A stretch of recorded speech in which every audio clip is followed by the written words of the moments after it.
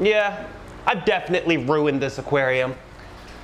But let me explain. So when I rescaped the 2,000-gallon aquarium, which is doing absolutely amazing by the way, I had to temporarily move all the fish out so that I could actually do the rescape. Clearly this was a big job. The plans were simple. Drain the 375-gallon tank, move out all of the fish from this tank, and put them in this spare 100-gallon aquarium. And then of course I have a pretty big aquarium for all of my stingrays and Asian arowana in the meantime. This would allow me to take my time with the 2,000-gallon scape. Now everything went pretty smooth until it was time to put all of the wood back in the 375-gallon aquarium, and that's where I discovered there was a problem. As for the scape, now that the tank is up against the wall, I decided I'm going to scape it slightly different than previously. I decided I want like a U shape of the wood, which ended up looking pretty darn incredible if you ask me. However, the problem arose when all of the moss, well, a lot of it, started to just simply fall off. And by fall off, I mean it's pretty much bare now. I'm almost gonna have to go right back to adding the moss back to the wood. A lot of it did attach, but it just seems as though massive clumps of it detached. Come here and look. Now from afar it looks pretty good, but if we take a closer look at it, look how sad this wood is looking. Big pile of moss over here. None of the moss, where is it? Over here is naturally there. That's just where it blew onto and got stuck. Same with over here. I mean, come on and take a look. It's just massive clumps of this Java moss, that spike Java moss. And you know, it's unfortunate because this tank was just such a stunning tank. I absolutely enjoyed it, loved every minute of it. But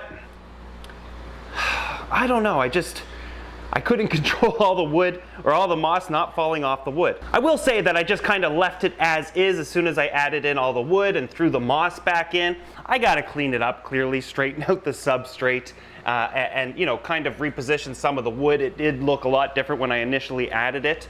The fish are doing fine, the red rainbows, but no, I don't know. I think this adds a tremendous amount of depth and fills out the tank more. I like it, but I know a lot of people are gonna say this looks horrible, and of course you're right. But as always, give me time. I heard the same things about the 2,000-gallon aquarium, and as soon as it was completed, opinions changed. So obviously I have some work to do on the 375-gallon aquarium, but let's jump ahead a little bit, talk about the future stocking.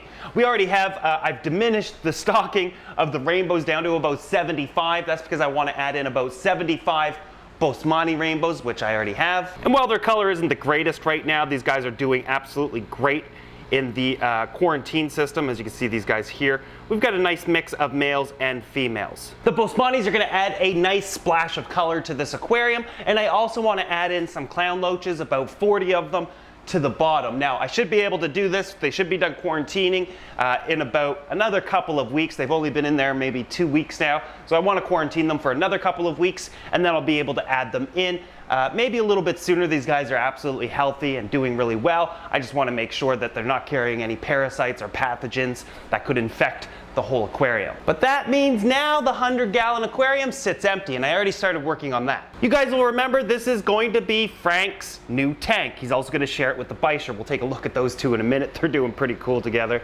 All I've done so far is install the background I mentioned. I did that last night, and I'm just waiting for the silicone to cure.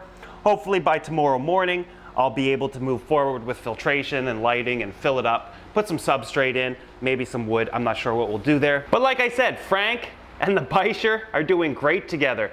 Frank, as always a happy-go-lucky fish, and him and the bichir are doing fantastic together. Of course, there's some concerns about Frank attacking the bichir. I think he's been on his own for so long now that he's just simply lonely and wants some company. The bichir is getting quite large in comparison. I think he's doubled in size since I got him almost. Nice and fat, and he could definitely hold his own. They'll do fantastic in the 100-gallon together. So really I just need to put some real time back into the 375-gallon aquarium, attach all that moss again, which I'm not looking forward to. That took me several hours to do at first. But you know, a lot of it's my fault. I was pretty rough and quick, and I was shaking off the wood, and it was just a mess, and entirely my fault. I can fix it though, and my punishment is reattaching all of that moss, which will take me hours. I don't know when I'll do that, but what I am looking forward to is stocking it with more rainbows, adding more color to the aquarium.